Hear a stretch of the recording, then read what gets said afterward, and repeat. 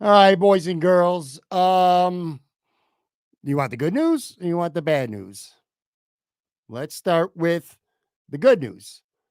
At the end of the day, through all the struggles of the Buffalo Bills during this 2023 season, through the ups and downs, through the offensive struggles, specifically in first half of games, through Josh Allen's handful of very mediocre performances, including today, through coaching issues, through massive injuries, through all that stuff. At the end of the day, come next Sunday night, and it's not official now, but I'm highly confident enough to say right now, the Buffalo Bills are going to play the Miami Dolphins at Hard Rock Stadium next Sunday night, not only for the AFC East division, but also for the number 2 seed in the playoffs. And if they could win in the first round, at least 2 home playoff games, potentially the entire road to the playoffs going through Orchard Park. That is unbelievable when you think about where this football team was leaving Philadelphia, losers in overtime, to go 6-6, a disastrous bye week that saw a star defensive end who was not even in the lineup today, get arrested, a scathing series on an embattled head coach. And at the end of the day, the Bills are right back in prime position to be where they were a year ago, the number 2 seed in the AFC, and hosting playoff games here in Orchard Park. That's the good news, of course. The bad news is if the Buffalo Bills that we watched today here on Sunday look anything remotely like they do next week in Miami, they might not even make the playoffs. It's not a given. As we take this right now, it might be by the time you listen to this, an audio podcast form if you're listening to this on Monday on New Year's. But as this is recorded, it's not even a lock that the Bills are actually in the playoffs as of yet. So there's still a lot of things here that could happen at the end of the day. I want to welcome everybody who's watching this. If you're watching this live on video, this is Sunday, maybe 15 minutes or less after the Buffalo Bills just survived the New England Patriots 27-21. If you're listening on the audio side, this will be dropped Monday morning. Happy New Year to you all. This is going to be a quickie solo episode. I actually got a bunch of friends coming to my home here in just a little bit, but I wanted to make sure I got something out to you. I appreciate everybody who's watching. I appreciate everybody, as always, who is listening to the show. Again, Happy New Year's. I hope everybody has a nice, safe, fun, enjoyable New Year's, whether you're spending it with family, friends, whether you're out, whether you're home, whatever you're doing, stay safe and have a good time.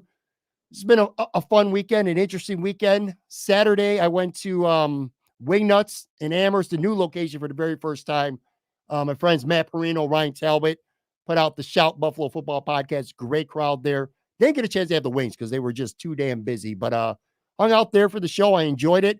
Went to 911 Tavern, met up with a handful of Bills Mafia people, including former Buffalo Bill Jerry Ostrowski. We went to 911 Tavern. Those guys had never had those wings before, and they found out that they are the best in Western New York. But anyway, it was good to meet Jerry in person, have a conversation with him. Like I said, some other people from Bills Mafia. So it's been a fun weekend, an interesting weekend, and I was highly confident going into this game, like I'm sure a lot of you who are watching and listening were as well. I think we can say this now. We can admit this now. We went into this game scoreboard watching, and I think far more concerned about whether the Baltimore Ravens would be able to handle business and put away the Miami Dolphins, because of course the Bills needed this to be able to control their own destiny for the division.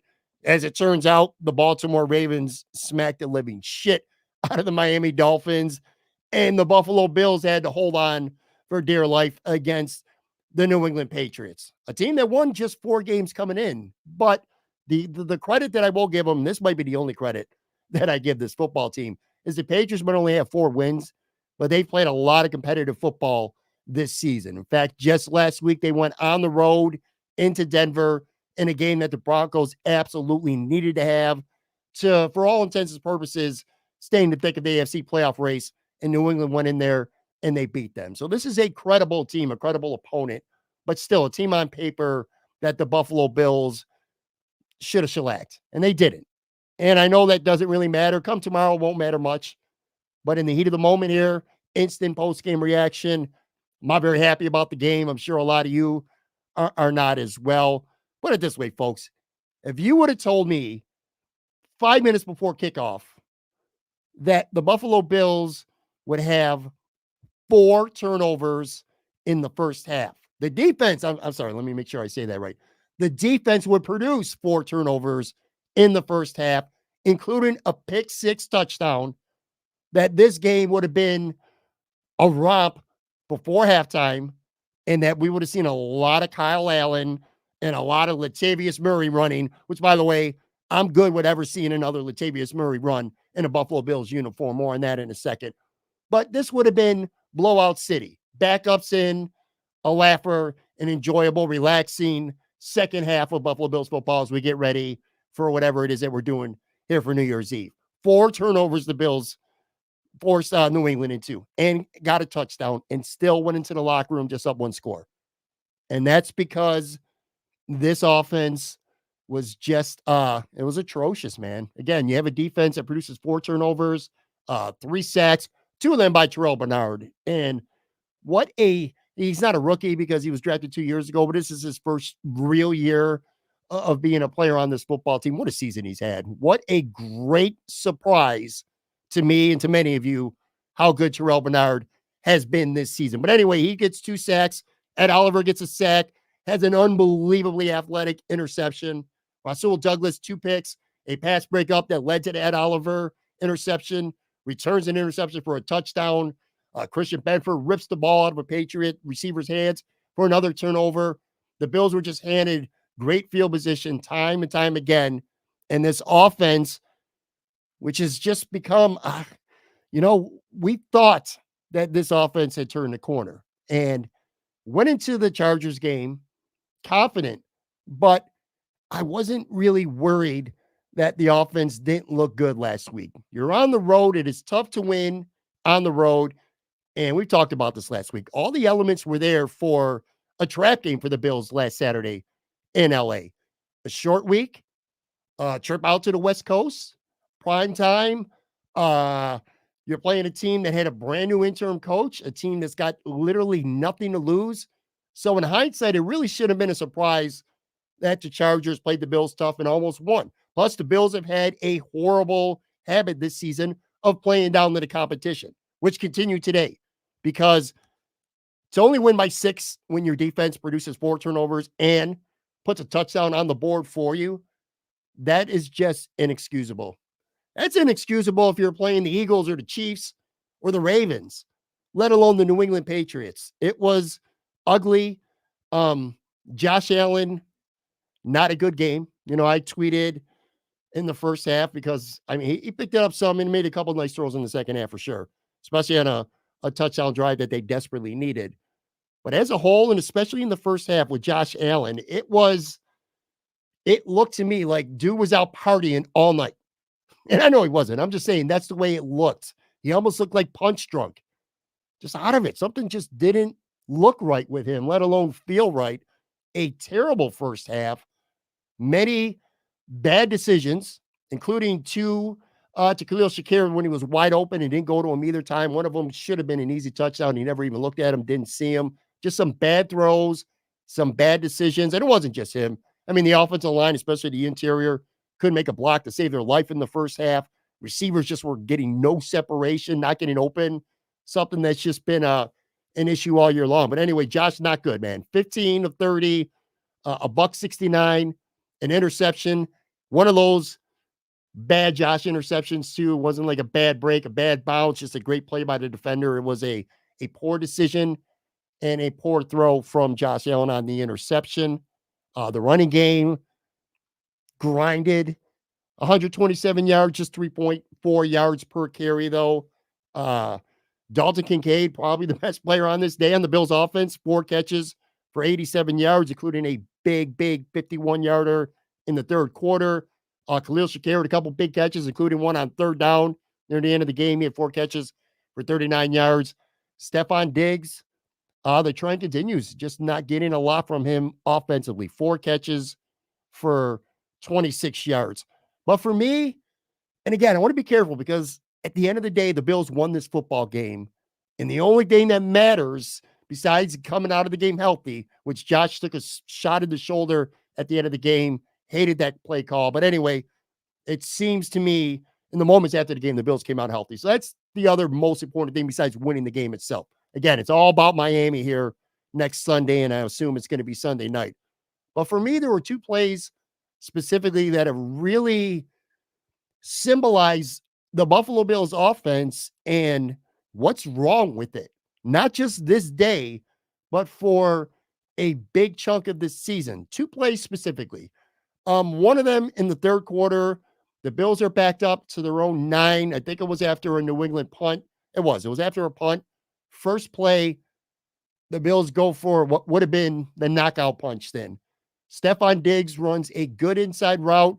He beats Jonathan Jones. He has it by a good step and a half. Josh sees it. Josh throws the ball deep. If they connect, it's a 91-yard touchdown. There's no more talk about Stephon Diggs having some off games. This would have erased a lot of poor Josh Allen throws and decisions previous to this. But instead, Josh overthrew him by a good 4 yards. The ball falls harmlessly to the ground. And that's just been one of the biggest issues with this Buffalo Bills offense, probably over the second half of this season. Josh Allen and Stephon Diggs just don't seem to be on the right page. Like Stephon caught 4 passes today.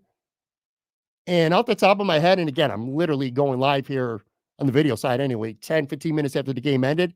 I don't think one of those 4 catches was a ball that traveled more than 3 yards past the line of scrimmage in the air. So they're not on the same page. And that's annoying. And it's worrisome because they're going to have to. You're not beating Miami or Baltimore or even the Chiefs or any of these teams in the AFC. You're not going to beat them in the playoffs getting minimal statistical numbers from Stephon Diggs. You're not going to do it. So that's one of the things that I look at this offense, a play, I should say, that I look at this offense and it worries me. The other thing is this. Josh Allen on both his touchdowns, and I think at least one other time during the game, they did a tush push. That play for most of the season, and especially in this game, the New England Patriots quite literally could not stop that play. Couldn't stop it. And it's 31 near midfield, and Joe Brady dials up a run to Latavius Murray, who gets stuffed at the line of scrimmage. And then and he might have even lost a half a yard. And then to make matters worse, the Bills, protecting the lead, decided to punt. And I'm screaming at my TV at this point. I'm like, what is Joe Brady doing? This is what I hate about Joe Brady. It's what I hate about Ken Dorsey. This is what I hate about pretty much every offensive coordinator, just coaches, period. Why outthink yourself? Why do you get too cute at times? It just doesn't make any sense. And don't tell me that you were unwilling to have Josh Allen take a hit, because literally on the Bills' final third down conversion of the game, Josh Allen took a big hit on his left shoulder. So I don't want to hear that shit. You run Latavius Murray, he runs into a wall, doesn't get the first down, and they punt. And I'm just going nuts, man. That was an awful call by Joe Brady. I thought Joe Brady, who has started out really good, and now for 2 straight games, this offense has looked pretty shitty. And a lot of their success early on with Joe Brady as OC was an effective running game. In the last couple of weeks, the running game hasn't been quite effective. And as a result, they've had to throw the ball more. And just good things aren't happening. I don't know what it is. He's not scheming guys open, it doesn't feel like. Some of the runs just aren't there. But then, again, some of the play calls in the biggest moments, like, how do you not run Josh Allen on 3rd and 1? You give the ball to Latavius Murray. And I said this a few minutes ago. I am done with Latavius Murray. I don't hate Latavius Murray. I get it to an extent, but he is not one of the 3 best running backs on the football team at this point. He's just not. Leonard Fournette should be, and I'd be surprised if he's not, elevated next week, and Latavius Murray maybe out. And by the way, Latavius Murray also dropped a 3rd down pass, literally right between the numbers, that led to another Bills punt. So good things aren't happening when Latavius Murray is touching the football, and you got to make that change. So I wouldn't be surprised if he's gone or I should say, inactive next week. So those are two plays. Look, at the end of the day, I'll take a real quick break here after this, and I mean real quick break. But the Buffalo Bills are a good football team. At times, the Buffalo Bills are a great football team. But, you know, this is a good team that plays really stupid a lot, and they play down to their competition a lot. And, I felt going in 2 weeks ago, as after they beat Dallas, I said, I feel really strong about this team going into the playoffs as things stand, assuming they make the playoffs, of course, because if they get into the playoffs, that means they're probably going to win 5 in a row to get in.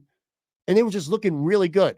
A really good defense, which, by the way, for the most part, was really good today. You produce 4 turnovers, you're going to get a lot of credit, as you should. But, the offense was going, man. Running the ball effectively. Josh was playing like Josh, but it's just they play down in the competition too much, and they've done it 2 straight weeks. And I put at least some of that, a lot of it on the quarterback, a lot of it on the offensive line, of course. But some of this is on Joe Brady. Let's not go anoint Joe Brady, even the permanent offensive coordinator, let alone, somebody that we got to be worried about being plucked away as a head coach this offseason or the offseason, to come. So that's a little bit premature. I want to take a real quick break here, come back in literally a matter of seconds, at least on the video side anyway, a couple more thoughts, and then wrap this up here on a Sunday, New Year's Eve, with the Buffalo Bills now playing for the number 2 seed in the AFC.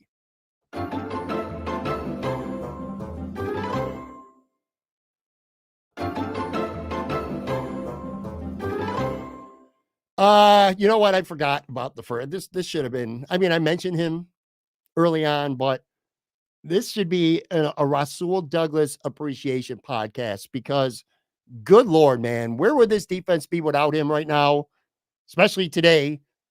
And what a fleecing of a deal Brandon Beane got from the Green Bay Packers to get trade a third and a fifth for Rasul Douglas.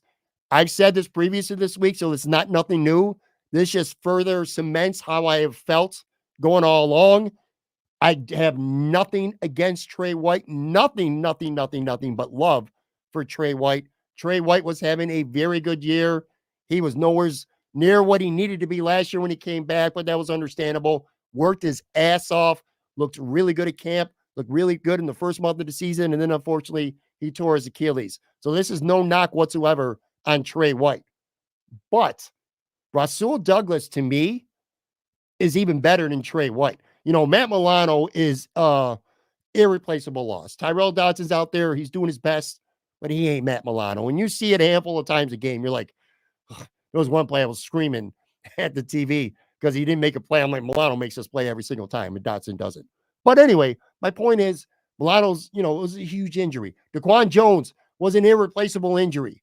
And now, thankfully, he's back. He got a nice handful of snaps. Looked pretty good on Sunday here. But to me, Rasul Douglas getting traded to the Bills is almost even unfortunate. I mean, it'd be nice to have Trey and Rasul. That'd be awesome. But if you can only give me one, I'd take Rasul Douglas. I actually think that Brandon Beane upgraded that position, so to speak. I'm trying to keep an eye here on the video side anyway, on a couple comments as they come in. But like I said, this is going to be quick. I don't want to be here much longer. I got a lot of people coming over, and I know you got things to do, whether you're watching this on New Year's Eve, whether you're listening to this on your New Year's Day. How do we not talk about the first play of the game?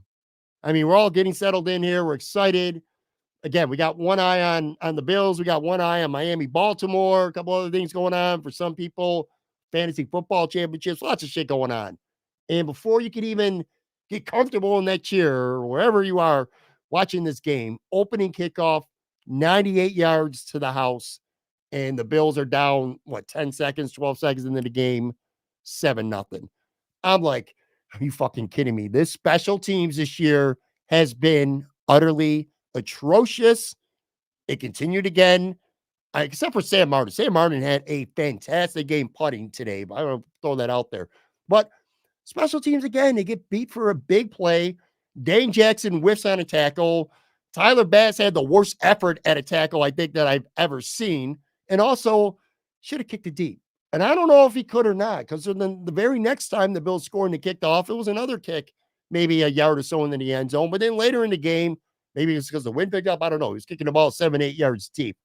But if I'm Sean McDermott right now for the rest of this season, when we go to Miami, when they play in the playoffs, hopefully they're in the playoffs, kick the ball into the end zone. Do not kick it short. Bad things can happen. The special teams has just been a disaster for a lot of this season. So that was tough to watch, and that was definitely a little bit of a wake up call right away. And the other thing I wanted to say, unrelated to this game specifically, is that I was surprised, pleasantly surprised, and extremely, to be honest with you, happy to learn before the game that Von Miller was a healthy and active.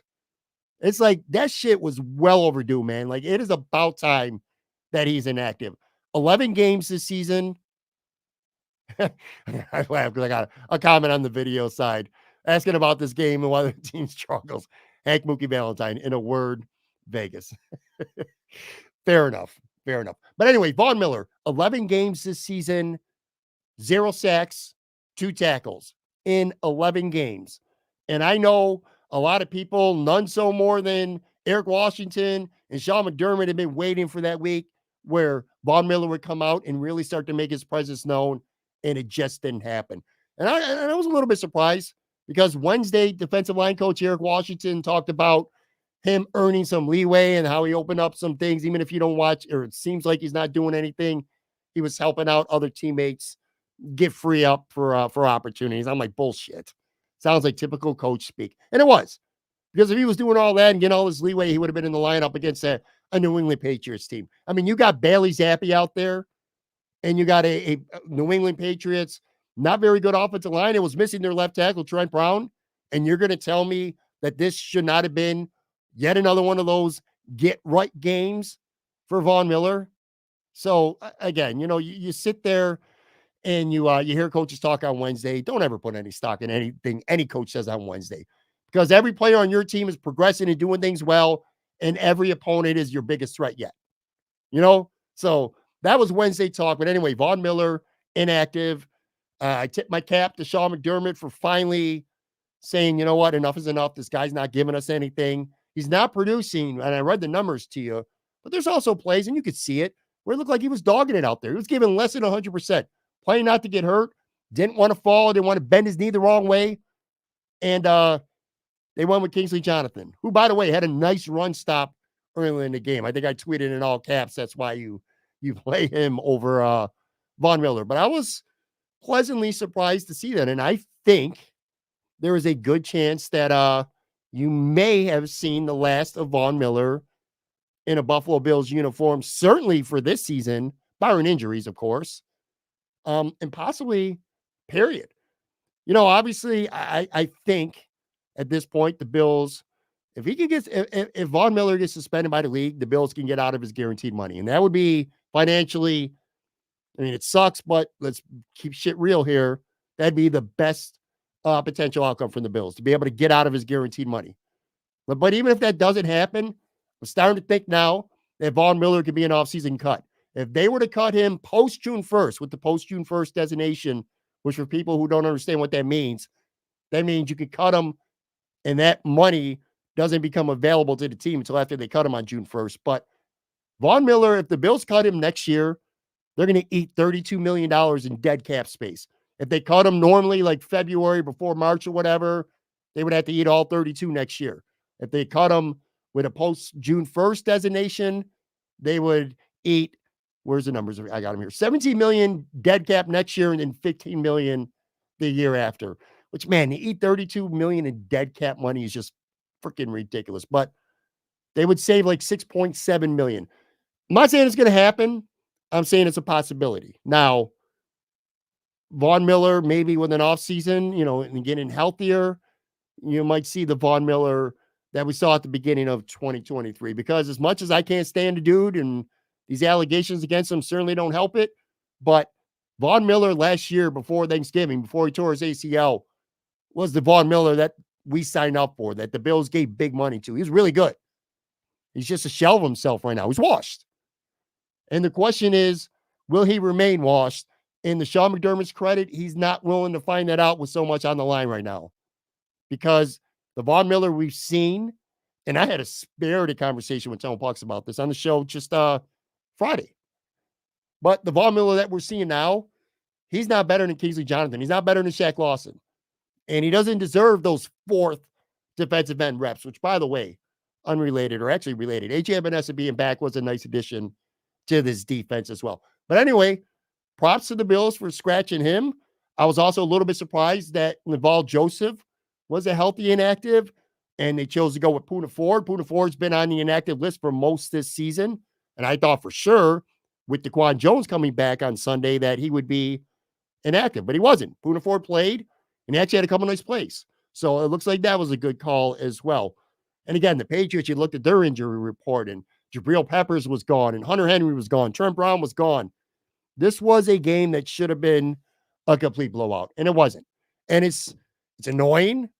It's frustrating. I think, to put a wrap on this now, I think you're going to see people, if they're objectively watching the film this week, if they're objectively looking for things this week, there's going to be a lot to come out of this game on the offensive side of the ball to not like. Josh Allen, just, I don't know, man. I've been really high on him. It's funny to say this now, but it was Thursday.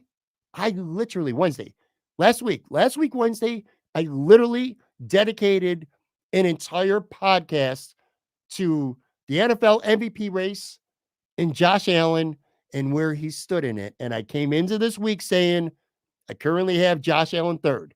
And I pointed out a scenario where maybe Baltimore beats Miami in an ugly, low-scoring game where Lamar Jackson doesn't play well, Tua doesn't do much. Josh Allen lights up the Patriots, and then Josh Allen lights up Tua next week in Miami on the road, and they secure the number 2 seed. I said that could elevate Josh Allen realistically to MVP.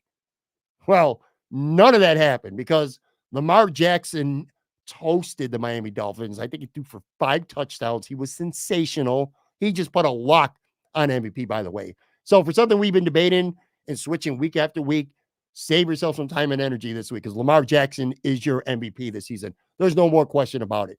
And as for Josh, now you're just like, win a football game. It's crazy because he looks so good at times. I loved him in Philly. I thought he was the best player on the field in Philly. I thought he played, even though the numbers weren't great, he was fine against Dallas. He was good against Kansas City. And he's scoring touchdowns. I mean, that's good. But I don't know, man. It's just, this was one of those days where it's just so frustrating because it wasn't just him. Again, some receivers just, I don't know, they're not getting open. And again, the interior, especially the interior offensive line, really struggled. And he didn't look comfortable in the pocket a lot.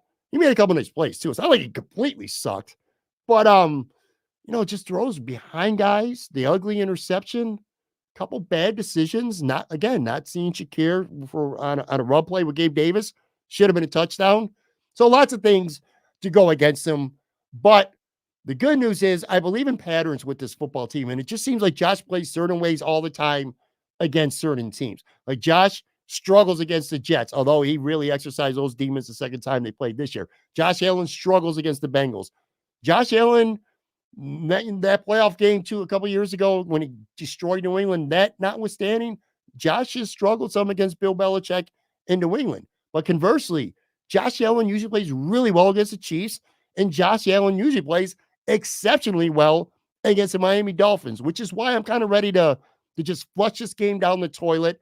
It's ugly. To only win by 6, to have your defense play as good as they did and produce for you as much as they did, and to still only win this game by 6, although it could have been 9 if they needed to tack on a field goal. They could have at the end. So it still could have been a 2-score game technically. But I feel better because I know that Josh Allen plays well in Miami, and he's going to have to. He's going to have to. Miami's got some injury issues as well. Jalen Waddle did not play against Baltimore. I saw at the very end of the game, Bradley Chubb had to be carted off, so that's not good news for Miami. It's going to be a fun game, and we're going to talk about it, by the way. This is going to be a big week, obviously, here on Talking Buffalo. We'll have a full episode on Monday.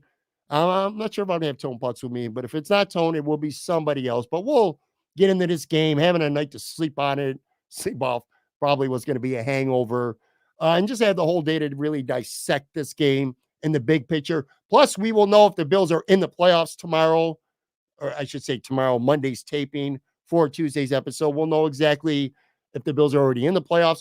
We do know that no matter what happened in the late Sunday games, the Bills have, it's in their hands, folks. It's in their hands.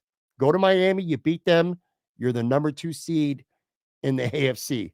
That is crazy. I didn't think that was attainable about a month or so ago. So enough things fell their way for Buffalo to be in this position. On that note, I'm going to get out of here. Again, I want to thank everybody. If you watch this on the video side live, if you're listening on the audio side, video side, enjoy your New Year's Eve. Audio side, I hope you have a great new year. I'll be back with a brand new show tomorrow. Take care, folks.